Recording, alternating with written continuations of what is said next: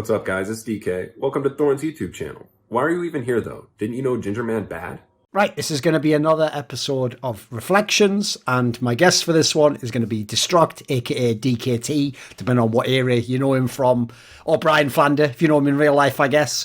So, Destrukt, one of the interesting things about this interview is, it's actually got a bit weird for me, because as people will find out as we go through some of your early years in your career, you were actually a very famous player, and particularly actually you were one of the first people to kind of be famous for going between games and being successful. It's just that obviously this was like now at this point in time we're boomers. It was like 20 years ago or 10 years ago, whatever it might be, and people are maybe going to know you a little bit from Quake Live at the end. But aside from that, actually, I'm guessing a lot of people, probably people with a general interest in esports, are going to basically get to know who you are through the interview.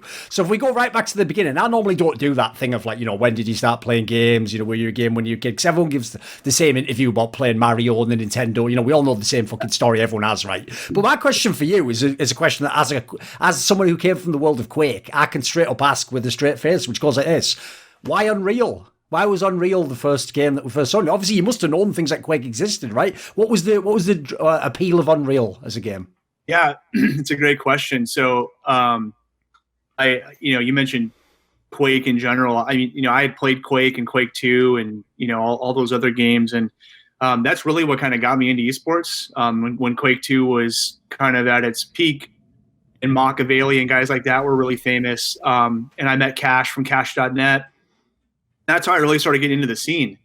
And because of that, I started following more news on the esports side of it.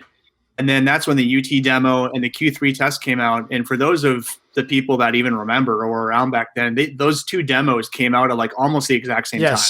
Yes. And I don't know what it was. I just liked UT better. I liked the weapons. I've always been kind of more like a hit scan tracking guy, and that's a lot of what UT weapons were. I liked the dodging movement and things like that, and my friends liked it from high school that I played with, and so it was just one of those things where I just liked it. And to be clear, I liked Q3 as well.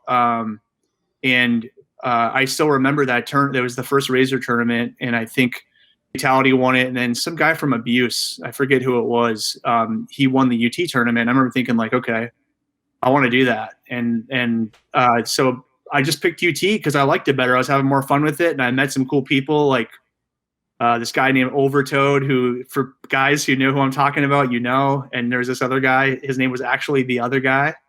And I got to know him really well, and it just kind of all things just led me towards UT. I will say, by the way, because there's actually a piece of information that a lot of people now won't realise.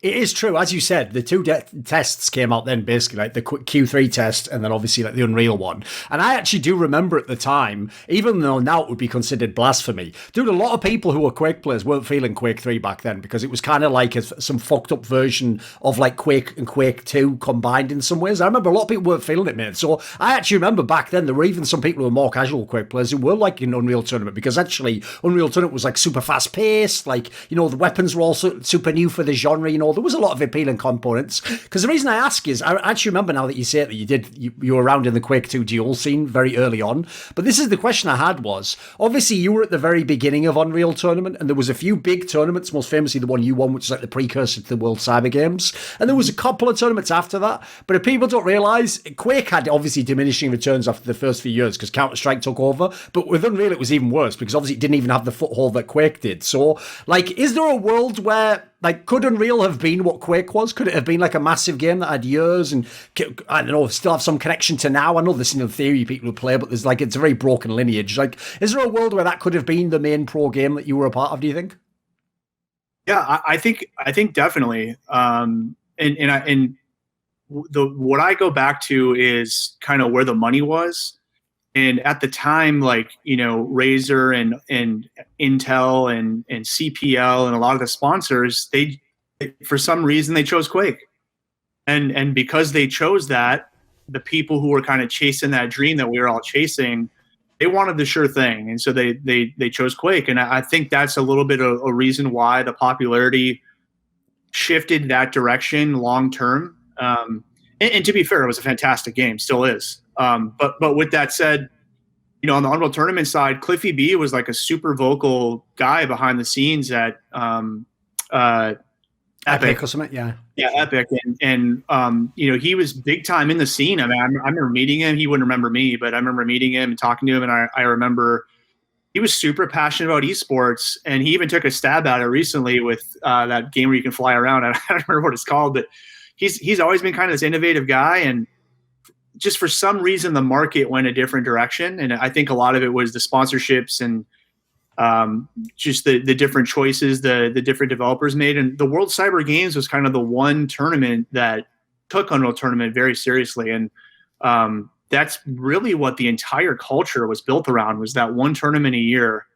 But the game was just so fun, I didn't care, and I was young and at the time, and esports was like a pipe dream back then. It was just getting started, so it just kind of didn't matter. And the community, by the way, was awesome. Like the community was smaller than Quake, obviously, but I would say it was a lot tighter, especially like the team games like CTF and some of those other communities. They were so tight. And to this day, like there's still forums and Facebook groups for all those people, and they still play together. Oh, that's cool. It's pretty crazy. I know as well, wasn't there also some other aspect? Maybe it's because like the community was a bit smaller. Even though famously in Quake, like the only way you could like officially get the top players from Europe and North America to play is you had to have a tournament basically. Otherwise, even if they played like, you know, someone would fake Nick or like deny it was them or something. I heard in Unreal, like this is what I heard from some of the European players about you. I heard you used to just straight up just play on like 100 ping or 120 ping and play people in Europe if it was like the right players or whatever. Was the scene like that back then? Yeah. So, I mean, you know, reflecting back, I mean, a lot of people don't realize low speed internet was not a thing for some people like me. And so even in the US, when I started, I used a 56K modem, and eventually I had ISDN, which got me like 100 ping. And then eventually finally got into the, you know, 21st century and got a cable modem, you know, long after I was already a professional. And that's when I got into Counter-Strike. But backing up, to your point, yeah, I would play on European servers, and a lot of it was like an ego thing, man. Like I won WCGC, and then you know the MTW guys are the big guys. I used to always the German guys, yeah, like Virus and those guys I would play against, and then you know XS Payne kept playing, and he was the guy that I beat at the first WCGC. And he was consistently losing to this guy named Gitz, who I'm sure your viewers know who that is. And I wanted to play him so bad. And so I would play on European servers, and I got a chance to play some of these guys a lot. And it was competitive games because, quite frankly, I was used to playing that way, being what we called a high-ping bastard back then. Sure. I was an HCP. Yeah, so it was fun. I still had fun playing, and it was great competition. And the netcode, by the way, these days people wouldn't like it, but that's kind of how Quake 2 netcode was back then too. And if you figured out a way to aim with the lag, like it was playable. Yeah, if people don't know, like obviously modern day games like try and figure it out for you in case people don't know, like without going into the science of it. Yeah, basically the game itself tries to just make it roughly where you aim, like Counter-Strike famously made it like that. But in Quake, I'm guessing from what I remember myself, you just essentially lead the shot, right? You just know your X behind, and you just have to sort of like pre-fire the rail, etc. You don't really have a rail, you have a shot rifle or whatever. Yeah. Yeah. Okay. Exactly. That makes sense. And I would say that as far as netcode and the way the game played, that was much more friendly with UT, which I guess going back to your first question, that probably factored into my decision at the time. Now I'm thinking about it. The netcode was just easier to manage being in HPB with UT. Right. One thing I want to ask, which is tangential to this, is because you had this scenario where you won the first really big tournament, actually legit prize money at the time. Sadly, I know people even thought that maybe it's going to be like this every year because there was that whole setup in America where there was the qualifiers, all looked awesome. But if people don't know, like each year it just got smaller and smaller after that, unfortunately. Right. The question I have is this, right? When you win early in the game like that, and as you say, the player who most people think is like the GOAT of Unreal dueling is obviously Gitz. He came along basically like the year after you in terms of becoming like the big player, etc. So people always like mentally wanted to shadow box this match because you didn't play at the time. Now, obviously, you did a couple of years come back later to try when it was the later versions of Unreal to do a World Cyber Games qualifier, but you didn't qualify. Obviously, it was a way more competitive game, right? Obviously, people are just going to say who cares? You wouldn't have been the best. You wouldn't have beat these people, right? Since, as you said, maybe you can explain it. Like, after the first success in this game, as you alluded to, basically Counter-Strike became the main game in the West, especially for tournaments like CPL, which is our basically like major in the West. Like, you switched over to that game, and if people don't know, you were an actual full-time pro in Counter-Strike for many years, and you played it even when it wasn't your main job on the side. You played Cal Invite, all the rest of it. So give us some thoughts on that. Like, you did essentially just go away from Unreal for many years, right? And when you came back, like, it's not entirely fair to make out like you just came back and you were at your same level from before, and the results all stand. So what would you say on that angle? Because obviously people wondered how would you have done. For sure, yeah. So when I played, I can honestly say with and I don't mean this to be braggadocious, but when I played the game, it wasn't even close. Like, I was hands down the best, especially in North America. I won't speak for Europe. I didn't play enough of those guys. At the time I thought I was. And the first tournament I went to was Battletop, which nobody will know what that is, but it was the qualifiers to get to WCGC. I won Phoenix. I went to New York. I got second. What people don't remember back then, there was like monster video cards, and like getting lag from your video card on your mouse was like a thing. Like, it happened all the time. And that's what happened in New York. I had this terrible computer and I lost by one. And then we went to South Korea, and then I won the tournament. And then after that, I kind of caught the bug. I met Fatality just before that. I played Quake 3 on the side, but like not competitively. I'd been to John's house and like played with him and Gator and a few others. And it's funny, the whole time at WCG, I played Quake 3 in the practice room. I didn't even practice UT.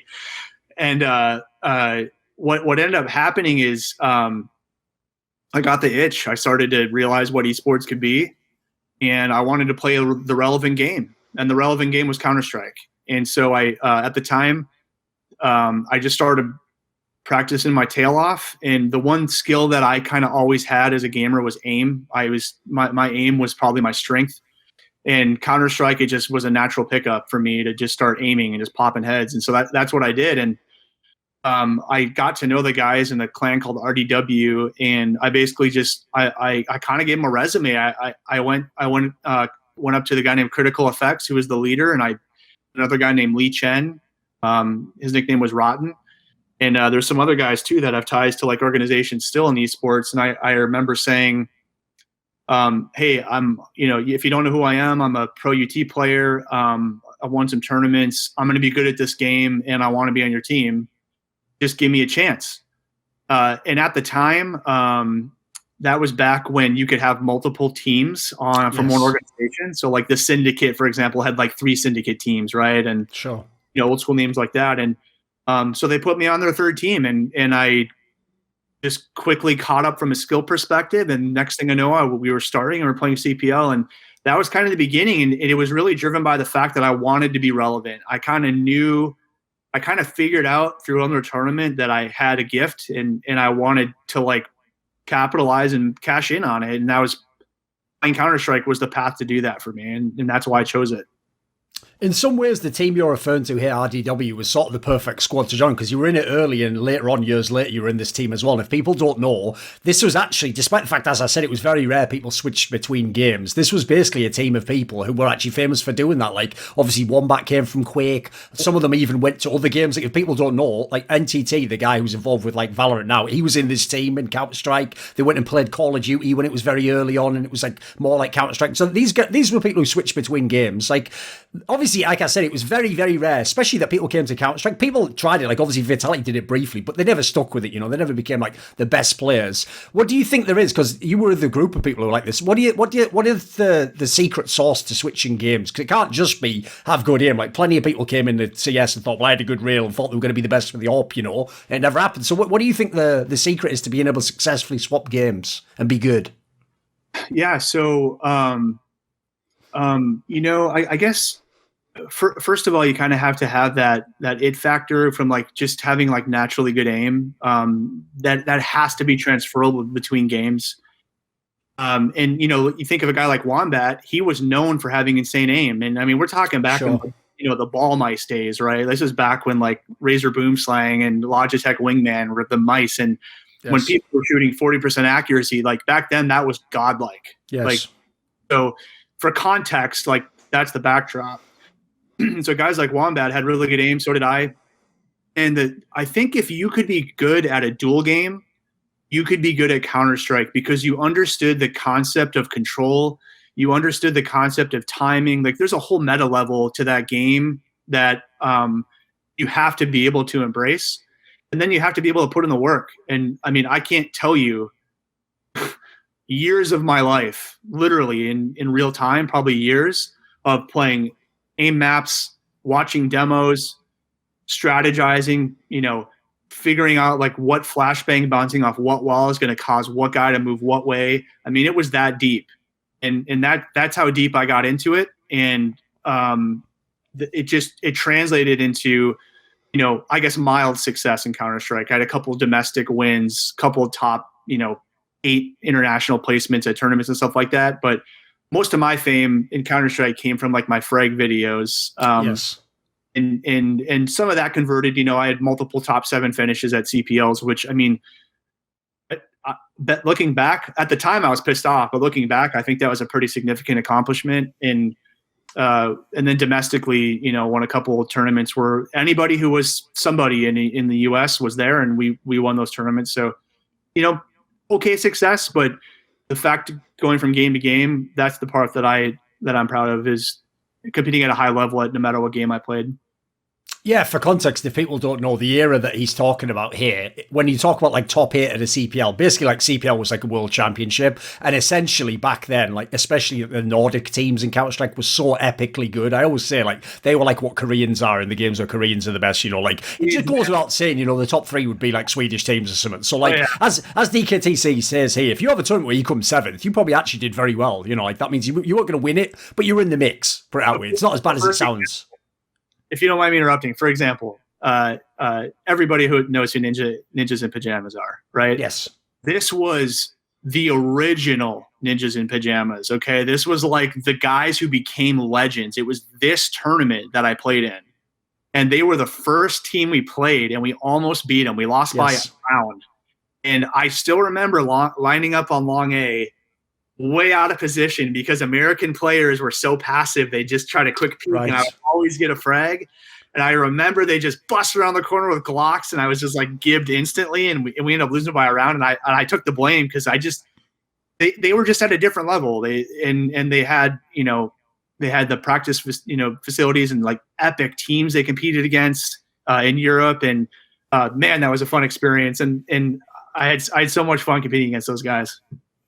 But yeah, as you alluded to though, like you didn't try to oversell it. Obviously, this wasn't epic. Like you weren't in the like grand final of the tournament, compete for the major. So that's what I actually want to ask you was, do you feel a little bit hard done by with your Counter-Strike years? Because as you say, you put in a lot of time. Like you played the game for a good few years in a row, and you were like legit. The problem you always had was you were always like one move from being in like the best team, or you were like just on the cusp of people like in the scene saying you were good. Like the movies obviously helped. You almost did the breakthrough. It felt like in Counter-Strike. What do you think stopped it happening? Was it politics? Were you not with the right group? Were you good at the wrong time? What would you put it down to?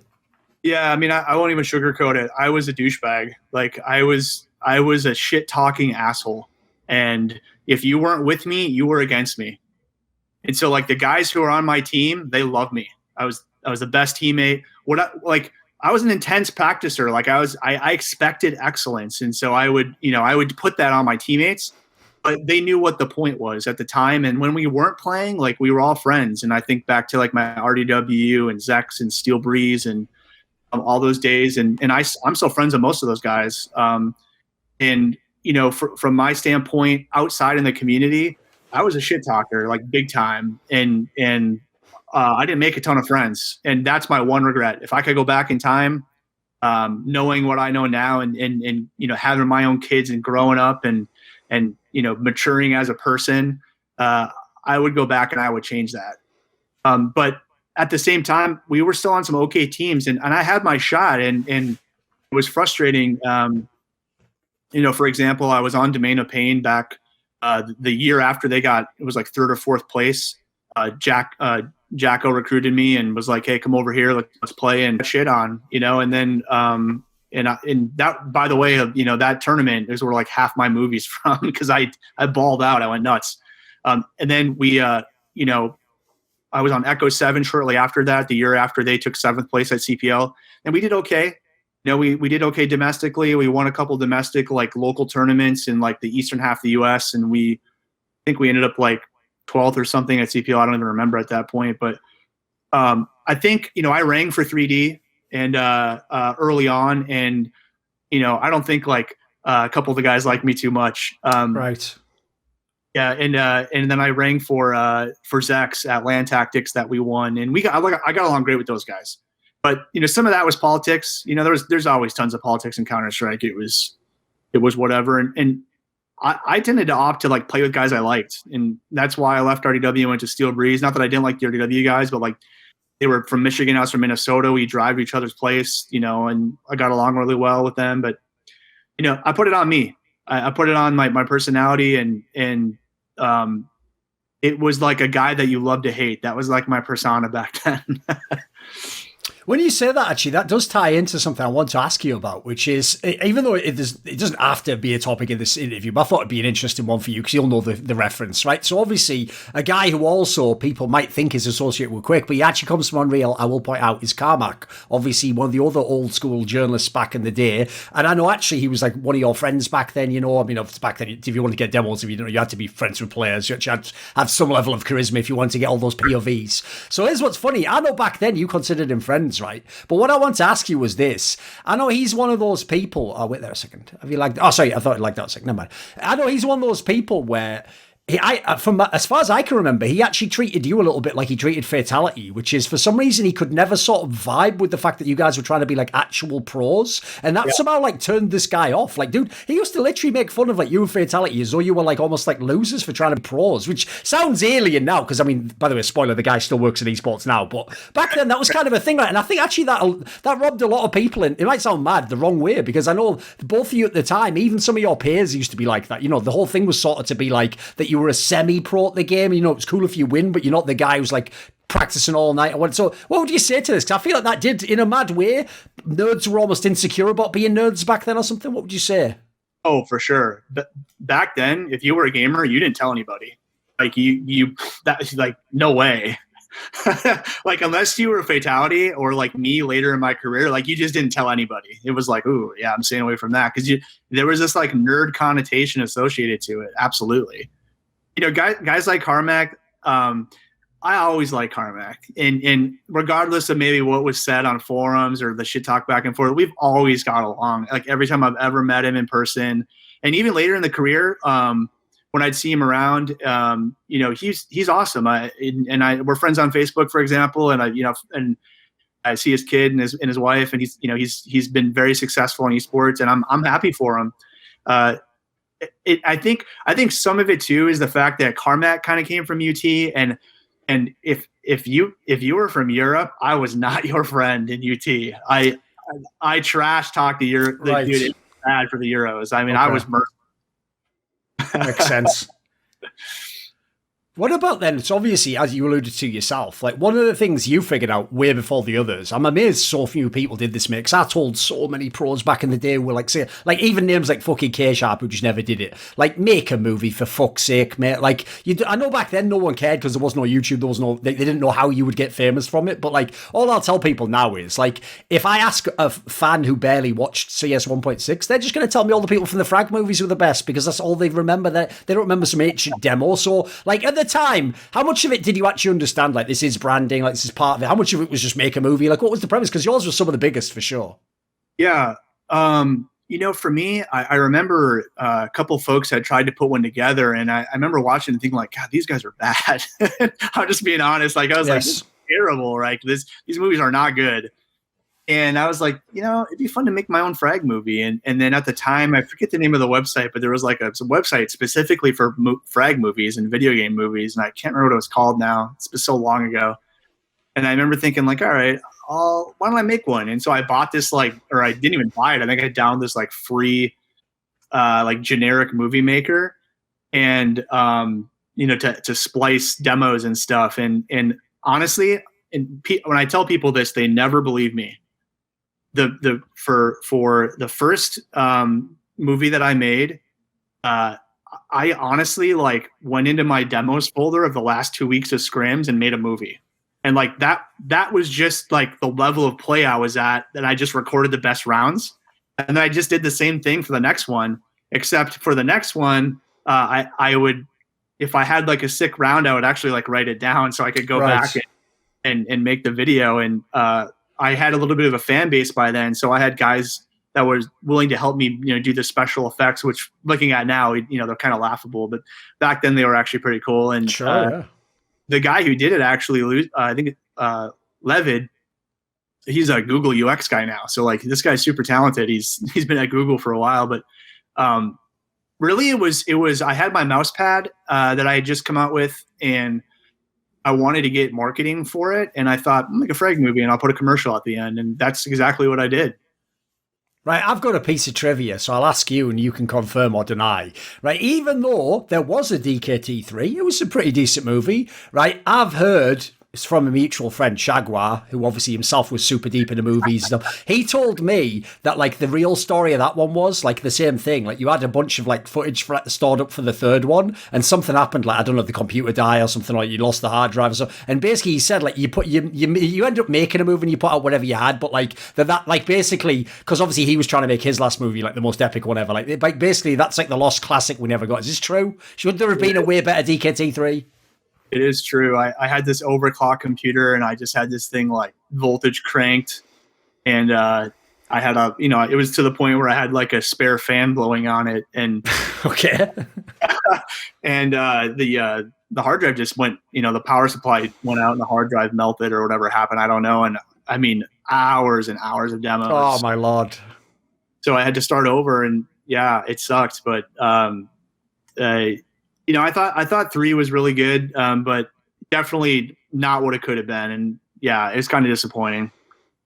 Well, one of the other things as well is, like, I know you say, like, you were just recording scrims and stuff, but I also thought as well, this might sound strange to some fans, but actually Counter-Strike as a game, one of the reasons I understood why Quake players didn't fuck with it initially is because it looks boring. If people are just sat behind a box and they just sort of spray you in the chest, it doesn't look as crazy as, like, a mid-air rocket or something. But I always thought one area that was very underrated in Counter-Strike was, even if it isn't always the best style of play, like, your style of play, for example, you go for, like, every no-scope or whatever, so, like, if you land it, it's going to look fucking super amazing. So I actually thought your style of play even sort of lent itself to basically being famous for demos and Frag movies, right? Yeah, and I mean, honestly, like I didn't like think about I'm going to hit a no scope here. It was like a reaction. So it was just, I mean, it was just a byproduct of just playing like constantly, like 8 hours a day, just practicing aim and movement, and then when you're not thinking about aiming and moving, and you're thinking about like the strat and what to do, like you're just reacting. And that's where a lot of those things came from, is just repetition, and eventually it becomes a muscle reflex. And that's what it was for me back then. It was just kind of like it just happened, and I happened to be recording. Right, this might sound like a weird question to a lot of modern fans because they're not going to know this, but Razer, the company, as we referenced already, was around basically since the beginning of like when we were starting our careers. It's just people don't know it's been and gone a few times with like different ownership, etc. So I had a question. It's up to you how much you want to answer this, but back in the day, another detail which I would consider notorious was one of the first instances of Razer being a big deal and then going away for a while was right around the time that they basically promoted that they were giving these massive sponsorships to you and Fatality. Fatalities, they quoted was a 6-figure one per year, and yours was like a 5-figure one. By the way, 5 figures alone in a year is mental just to get sponsored for. Like this is like, but even Koreans were at that level yet. So this was a big deal at the time. Like you basically were presented as like, these are our two big like sort of flagship gamers. And if I was you at the time, especially if you just switched games, you're in Counter-Strike now, like I would think like Fatality, like, right, my job is I'm a pro gamer now. It's what I'm going to be doing for a few years, So since, as I've sort of alluded to there, that was the plan, but as far as I know, it didn't really happen. Like the company went away. Some people probably never got the money,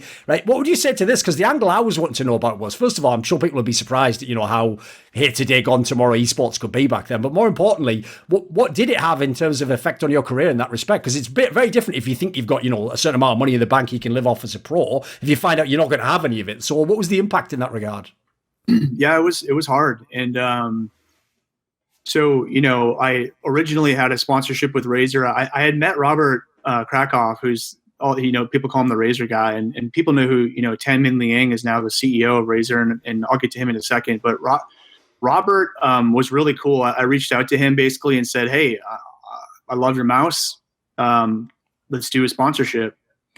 And it took a long time. He was like, hey, you know, slow your roll, guy. We'll get there. And you know, Fatality was kind of the star of the show at the time. And then I won WCGC and a few other things. And he was like, okay, let's talk about it. And there was and I forget the connection, but there was like a distributor that they got hooked up with. I don't even remember the name of the distributor. And they were effectively the new kind of like managing partner. And that's who I signed the sponsorship with. Right. What a lot of people don't know is that the first check they ever wrote me bounced, and I went negative in the whole like $2,000 or something like that. And then, believe it or not, I've never told anybody this. Rotten from Lee Chen from RDW bailed me out. He borrowed me the money and got me whole. And I'll at the time, like, I'm a college student, you know. I don't come from the best background. My parents were poor. You know, my parents were not like really in the picture, and I was kind of screwed. And he bailed me out. So that's the shit we had to deal with back then in pro gaming, and it was normal. Like, sponsors and payouts not happening was normal. Like that you didn't know if you were going to get paid, and it didn't slow me down because I knew the talent that I had, and I just knew where esports was going to go. And there's this interview that I did for CPO, and Angel Munoz, set me up with it. And I taught, and to the journalist, who I think was like the Houston or something Chronicle. I forget what it was exactly, but I was comparing it to X Games and how I feel like it's going to get as big, if not bigger, than X Games eventually. And I just knew it back then. I just knew it. And here we are today. It's massive, right? And that's what kept me going. And I just, I dealt with the punches as they rolled. To be clear, I don't blame Robert. I don't blame Razer. He got screwed on this too. And later on, I ended up syncing up with Everglide, who Razer eventually acquired. And Tan Min Liang, the new CEO, to his credit, he reached out directly to me and was like, hey man, I was a fan of yours in UT. Robert's told me how dedicated you've been to the brand, and I want to make it right. And that was the last sponsorship I had at the end of my career, and it was awesome. An obvious point, and anyone who knows your career is going to know where the segue goes to here, is that you at one point in time essentially were in the peripheral game yourself because you were working with obviously the DKT pad, which if people don't know, way back in the day, I forget who it was, it can't have been Fatality because look, anyone could have gone and got these, but back in the day, people figured out here's a brief history lesson for people. Everyone started with the small mouse pad that you get with your PC, which is about the size of like a fucking lunchbox, and obviously everyone knows, except for at the very beginning of the games when the mice were terrible. As soon as you get any sort of normal sensitivity, you're not going to have enough space, right? So basically, people like Fatality and DKT here figured out, why not go the other way? Why not get an enormous mouse pad? And then you can never run out of room. So what they actually figured out early on was, like, those exist, but actually at the time they were used to put printers on, believe it or not. They weren't actually real mouse pads. Like, they were just they were made out of the same thing as foam, which is a giant mouse pad essentially. And basically, these two guys figured out, why don't I just basically brand this as my own, get exactly, the texture I want, play on it, and then this is why it's a counterintuitive idea. People would understand the example I gave before, being sponsored by Razer. Razer brings you in, it's the other way around. Like, you guys made it from your brand, a company came out of it. So there was a good few years where I'm sure you were making like a nice side hustle here. Obviously, there's maybe a world where this could have parlayed into something else. What would you say to that side of the business? Because that was another thing that you were obviously very famous for at a time. This wasn't when you were the best in Counter-Strike, but you were very relevant on this side of the game. So give us some thoughts on this. Yeah, so Everglide was a company that used to exist, and back in the day, they were one of the first kind of like gaming mouse pads, sort of like the Funk Pad, and it was a plastic molded pad. And I emailed the owner at the time. I think his name was David. I forget his last name. I could look it up, but anyways, I put together an email and basically said, "Hey, this is esports. I'm relevant. I think we can make some money here. Do you want to work with me?" And to his credit, he's like, "Let's do it." And so he managed all the logistics, all the distribution. I collected a royalty. Quite frankly, looking back, it was a terrible deal. But I was young and dumb and had no experience in business, and I didn't care because it was a method to the madness. And it was wildly successful. And again, my buddy Lee, he was one of the founding members at Frag. And for those of you that remember, Frag was the website for esports for years. The website, period.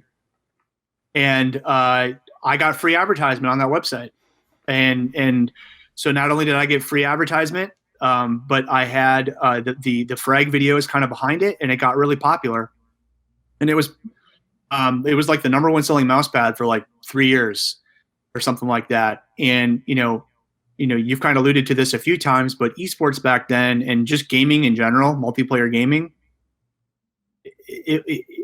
there was no guarantees and there was no standards, and the games constantly changed, minus Counter-Strike. And the sponsors dipped in, they dipped out. There was tournaments that were supposed to happen that would die after people got there, like CXG or whatever it was. Gaming was like dying. People got to remember, like, this was pre-Twitch, like Twitch changed everything. But, it was one of those things where I had to make a decision. And I met my wife in high school, and I knew I wanted a family, and so I had to make a decision. And the decision was, I'm going to go away for a little while and figure some stuff out. And so I got my degree and I got into IT. That's what I do today. I sell software. And when I did that, I was gone for a while, and I played casually. That's when I picked up Quake 3, and I was playing that casually and doing well, competing, still getting top 8s and stuff like that. But it was definitely like a side thing. And then CGS happened. And that's when I got back into esports for a couple of years, and that was kind of like my last go at esports was CGS. Right, well, let's just talk straight about that then, because actually I have an interesting segue for that. Because listen, I know people think like it's just marketing or something, but I actually do have a ridiculous memory, mate. I just remember things people told me like 20 years. So I'll give you an example. You probably yourself don't remember this, mate, but I actually talked to you when you first got the CGS franchise, the Chicago Chimera, and what happened was, right, I was going to do I think I was going to write some articles for the website, because back then basically like CGS gave there's a budget that you could give to pay for this shit. So back then everyone was like, oh, there's a way we could all make some money off this. And I remember you actually told me, legit, people are going to think this is like a story in a movie. It's real. You told me when the draft was done, they all don't know it because, everyone came from Counter-Strike pretty much. Like, they all try to get, the best Counter-Strike players or whatever. But they don't know I've already won CGS. Like, I actually figured out that it's actually about the racing drivers, and that, because basically the premise that people don't know is all the games would compete, but they were all worth a certain amount of points, and it's like they would offset each other. So the bad example would be, imagine if you had an American football team and a hockey team and then a boxer, and they all fought a bunch of people, and then the boxer counted for half of the points of the NFL. It didn't make sense, right? But basically what DKT figured out was that if you were the best racing car driver, worst case scenario, you maybe come second sometimes, whereas in games like beat 'em ups, for example, you could score 0 points, and in Counter-Strike no one wins 9-0 or whatever. You probably win 7-5. So basically, give us the gist of this. Is this accurate? Do you remember what I'm talking about now? Because as far as I remember, you actually sort of had the plan in mind immediately, right? I did, yeah. So it all depended on where my draft position was going to be, and so once I knew I was the last draft pick, it was a snake draft, and so I knew I had back-to-back picks, and so I had multiple contingency plans laid out for my draft, and I remember some of the guys had to draft their Counter-Strike team. So, for example, Moto had to draft 3D.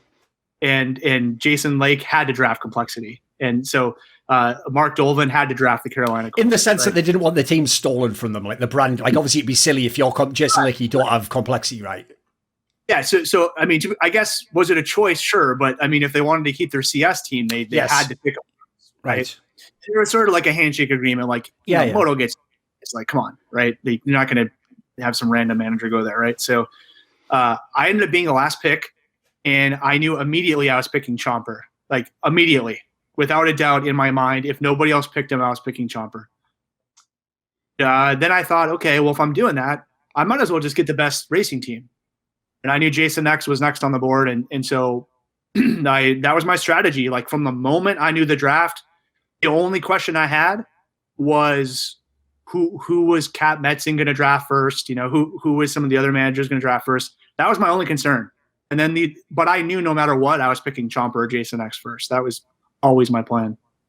Because if people don't know, as if to put in context how ridiculous your actual read on the way the tournament operated was, people might remember in Counter-Strike, You didn't have the best team. In fact, you had a mad scenario where two of the players from Canada fucked up getting through. So you had to use like Sunman and Bears and a bunch of people who were from the NA scene as like ringers, and you still got to the finals. And then in the finals, the other players were able to come who hadn't played all year long. And it basically didn't matter what almost the game's results were, right? Like the team was going to win anyway with the way the franchise system worked. So give us some thoughts on that. Like, because the reason why I bring that up is because, like I say, a lot of people either just came from their game, like Counter-Strike, thought, well, I've got my Counter-Strike team. And if people don't know, Complexity was the team that showed that this didn't work. They had the best Counter-Strike team, but none of the other pieces to be a good franchise. So I think actually a lot of people showed that they sort of only knew their game and didn't even understand what they were doing in CGS. Yeah, it was just a different, for a lot of them, it was we made it, right? From a Counter-Strike perspective, like, here we go. This is what we've been waiting for. I remember being with Dave Geffen, Moto, who came from 3D and the Speakeasy Offensive, for those of you that remember that one. I remember being where we were trying on clothes because we were going to be on TV. And so we had, we're buying new wardrobes and stuff. I remember having this coat on, this sports coat, and it was $275. And I was like, oh man, that's so expensive. And I remember looking at Dave and going, you know what? We're going to be millionaires. Screw it. Right. That's how confident I was. We made it. And I'm young and dumb, a little more skeptical these days, but, the mindset was like Counter-Strike, because that's where most of the brain trust came from. I mean, Mr. Levine, Torbull, who's big time at ESL now, he was the former, like the guy behind the scenes at this show. So it had a very heavy Counter-Strike influence. But, I'm a guy who played multiple games. And I'm the guy coming in thinking like, I want to win this, man. I want the money. I just want to win the $500,000 prize at the end. And I'm just hyper competitive. I've always been that way. And so I started thinking about the point system, and I just went through scenarios in my head and I mapped it all out. And to me, it was like, I got to pick the best racers. And it was just a mindset thing. I don't think it was, call it vision, I guess. I'm not sure, but to me, it was like, just made sense. Because obviously one of the brutal things is, like, another reason why, as you say, people thought like we've made it is because at the time, even just the salary that the player got paid, like basically you would make about as much money as like the best player in the world probably did in Counter-Strike before you, and that would be from prize money, obviously in their case. And on top of that, even the prize money was nuts. Like, if people don't know, it was like $500,000 for the whole franchise, which I think was like 15 people or something. So it was like legit money no matter who you were. So the other question is this, right? And people never think of this angle because they only think of the players in CGS, but it must have been brutal to put in all that effort. Like, you've transitioned your whole life. You're a manager of a franchise now. I know if you're doing it the sporting approach, you're trying to think like, what am I going to do next year and this year? Like, people put in hours and hours into those jobs. And if people don't know, CGS really was like one of the most ridiculous, like almost movie scene things where one day people woke up and it was just all gone. It was almost like one of those, scenes in a movie where you run to the place where the office was and you open it. And then some guy's like, what do you mean? There was never an office here. Like one of those fucking scenes in a movie, you're like, what? This can't be real, but that's almost what happened, right? So this must have been another massive like shift in life when one day the job's just gone. Yeah, it was like one extreme to the other. I was in IT. I started as an IT engineer before I got into sales, and I remember getting the phone call with the job offer, and even from the job I had, it was a raise, and it wasn't like big money or anything, but it was decent. And I remember we just bought a house, and I remember, we had to fly to, Hollywood and LA and that different area. Marina Del Rey is kind of where we were stationed, and we had to fly there, and we had to be there for months. And, fortunately at the time I didn't have kids or anything like that, so I was able to do this. But, I moved into my new house, and the next day I went to LA, and I didn't come back for 2.5 months. And so my wife was in this house by herself. She came to visit me in LA a couple of times, but like that was that level of dedication, and like, one extreme to the next, which is, fast forward 2 years later, and we get a phone call on a random Tuesday, and it's like, hey, it's over. And because the TV show got canceled. And, part of it's because we were on this proprietary DirecTV channel called The 101. I don't know if it's still called this, but eventually it was called the Audience Channel or something like that. That's where this show was. So if you didn't have DirecTV, A, you couldn't watch it. B, there wasn't streaming back then. Yes. There was Justin.tv, like just getting started. like barely popular. I mean, guys, the iPhone just came out, the first one. Like that, Sure. that's when this happened, right? So it was just one extreme to the next, and then it was over, and it was heartbreaking. I don't even like to think about it, to be honest. It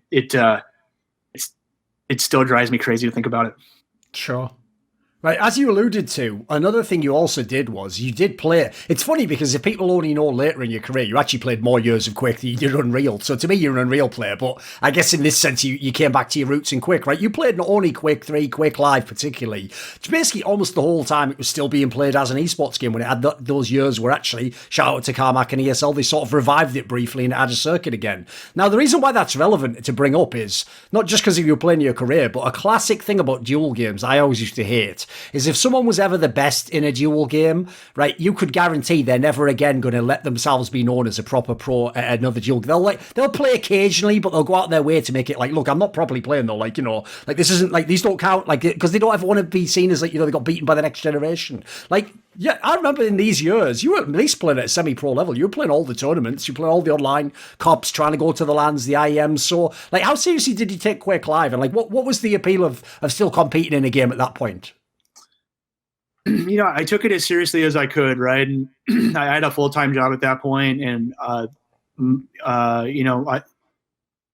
had a kid later on, my first child, at the tail end of it, but it was really hard to balance, and lots of nights of my wife being pissed at me because I was playing games, and to be fair, I still played a lot. It really just it scratched an itch for me. It still does. Your average guy my age probably sits down and watches Netflix or something. I don't. I play like Overwatch or something. Like for me, it's therapeutic. Like it's how it's just I have to do. It's like something that I have to get out of my system. It's that for me, like I'm a big competitor, and I've always liked things that don't have an end in sight from like a skill ceiling perspective. So like, I love playing golf. I love playing basketball. I was a big fan of MMOs because they were just perpetual and constant. And that's how I feel about duel games is like, there's always that next level. I think but there's always that next level of I can be better. I can hit that next shot. I can make that next move, and to me, that was always appealing. And plus that's where my friends were. In real life, I got friends, obviously, but like most of the friends I made through my adult life were through gaming. And, DeHang, for example, on Team Liquid, who played Overwatch and all the Quakes for them. And Complexity, those guys were I was on them at the tail end of my career as a Quake player, back when Jackson, was there with Jason Lake. And, it's just, it's for me, it's like, it's just a part of me. And I'm a gamer. That's just what I am. And it scratches that itch. And I get joy. And like, look, man, if I had a sponsorship tomorrow, I tell you what, I'd be playing seriously. I'm so detached from esports now. If you ask me any recent esports question, I wouldn't be able to answer your question. And I hate that. But I got to focus on my, what's real to me right now, which is my family and my job and stuff. I wish I was big into esports still. I miss it so much. And, I tell people I meet, my friends, I equate it to American football. The guys that wore the leather helmets and didn't really, they were bagging groceries during the summertime. I'm that guy when it comes to pro gaming, and that's how big of a dinosaur I am. And I wish I was still in it more. And in retrospect, I wish I would have been more at the high level back end of it and followed that, for the guys that did, and they're still in the biz and I'm not. And that because they had the vision to be, I focused on playing and competing, and that's all I cared about. I didn't care about, and my brand, but I didn't care about the back end stuff and like the future of like being somebody who works in esports. I wanted to be a player, and that's what I cared about. And that's where I focused. And that's today. That's why I'm not in esports anymore, is because I knew I couldn't compete at a high level anymore, and it wasn't fun. So I just do it for fun now on games that I don't care about. As I alluded to there about a lot of even legendary Quake players who, you know, would like dip their toe in again and they would play, but just, again, make it very clear, like, I'm not playing properly. Another reason I know why a lot of these guys, aside from just ego, didn't want to like play again is because when you drop off being the best, it's really fucking hard to find the right practice partner and then get you, like, basically, people don't know. It's like, it's almost like, I would give the analogy as something like boxing. People know the best boxers have the best boxing training partners, the best management, like, they spend millions on that shit, you know, like, once you're at the top, you have to do a lot to stay there. So to come into a game like, obviously you were never best in Quake 3, it was a game you were swapping over to, right? It must have taken a lot of dedication to get to the level you got at to in this game, because it was often the times again where you were on the brink of maybe breaking through and doing something right. Yeah, I had a couple top like 5 finishes at multiple international tournaments. I never won a big one. I did win the ESWC qualifiers at one point where I beat Rafa online, which he smoked me in the actual tournament. It's like not even relevant, but that was, you know, probably one of the best sets of games I'd ever played. And then, you know, I beat some like big names at tournaments, but then I also had really bad ones, you know, like the whole IEM experience in 2010 when I was at the tail end of my career. I played horrible. You know, I lost like every game. I shouldn't even have been there, by the way. I was able to get there through a technicality because somebody couldn't go and I was the reserve. Right.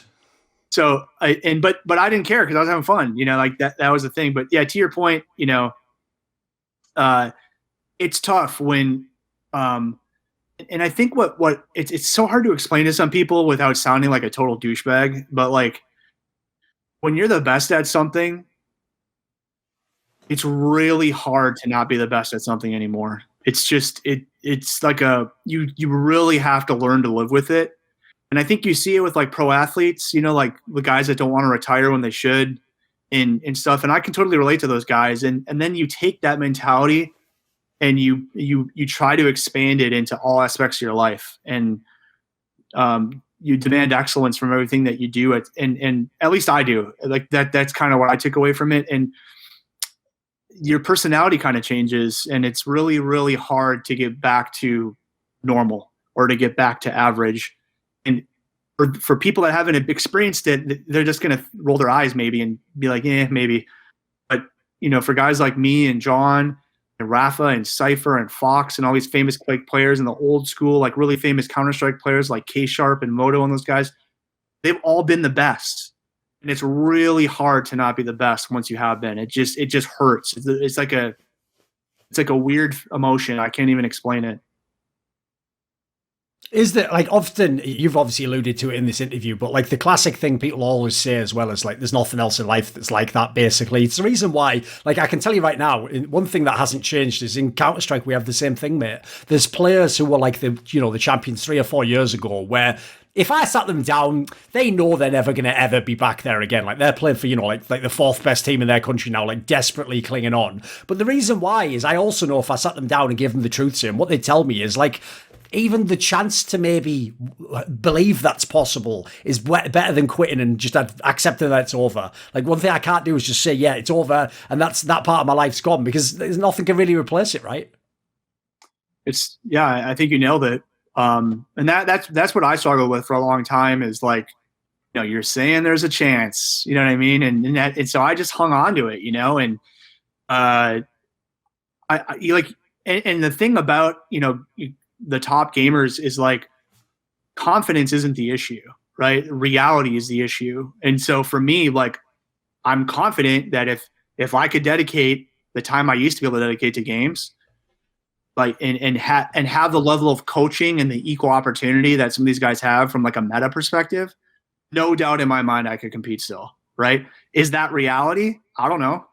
We'll never find out. But like, that's the mentality I have, and that I try to still even play with today, like even casually. Like I get super frustrated because I'm in an elo, like, for example, where it's like people I used to pound on back in the day, and it's just frustrating side by side with them. Sure. Right. At the end of this interview, do you have like a final message? Is someone maybe that you want to shout out or say hello to, maybe if they watch the video? Oh man. Yeah, I mean, you mentioned Griffin. You know, I'll cut open a vein with you. You know, one of the regrets I have is that, and it's nothing against Albert Hahn. He was a fantastic player, and I'm glad he was on my team.